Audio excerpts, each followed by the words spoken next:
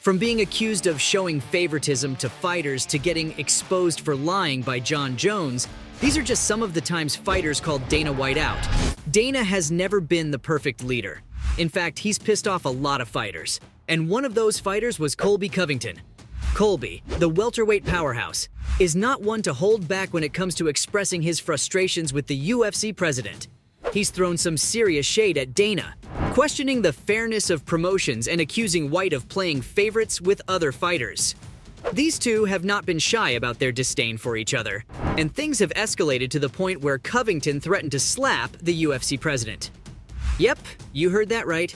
It seems like Dana really got under Colby's skin, and it's reaching ridiculous levels. In an interview with MMA Junkie, Covington took his criticism of the UFC and Dana to a whole new level.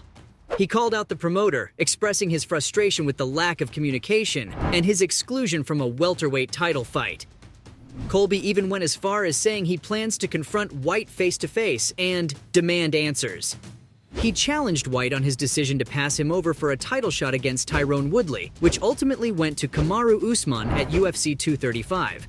Colby made it clear that he's not backing down and won't let White off the hook easily. That isn't the only time Dana has claimed that a fighter didn't want to fight. Cris Cyborg sits in the same boat as Colby.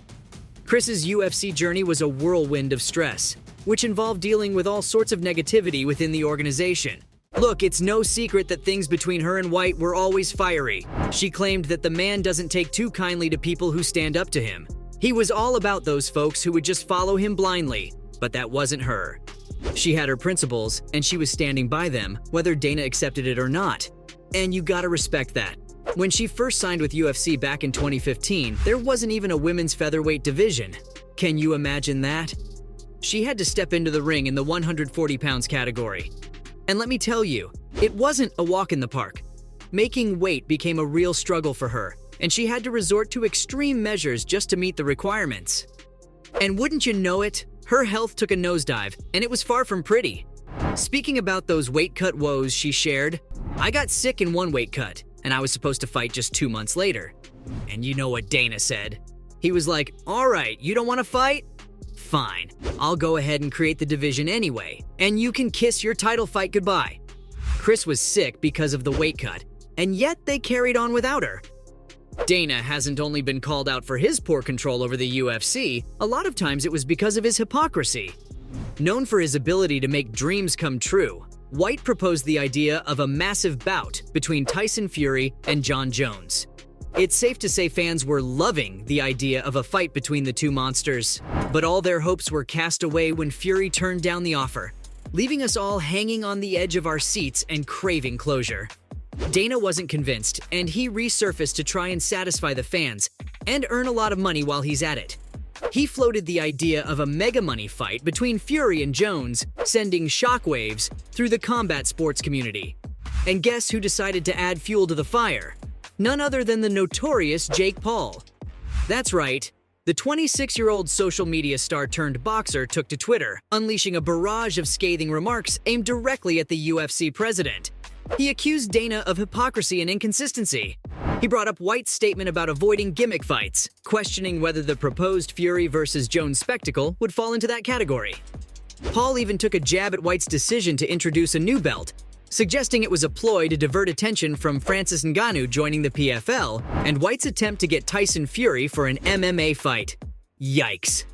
And just when you thought the knockout punch had landed, Paul delivered the final blow.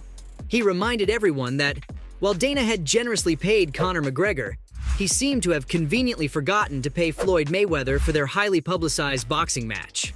If you thought Dana being hypocritical was bad, imagine him being a control freak.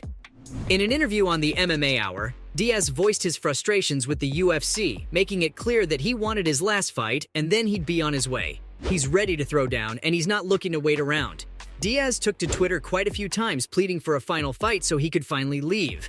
The man is begging to fight anyone, at any given time, but Dana's just not letting him do anything. Diaz doesn't want to resort to taking the UFC to court to settle this. He'd rather find a peaceful resolution and move forward. It's clear he feels like the UFC is holding him hostage, and he's eager to break free from his contract and explore other opportunities. Nate believes that Dana's trying to drag his contract out as long as possible.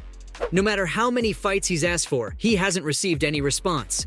All he wants to do is fight, but he just can't get UFC management to agree to it.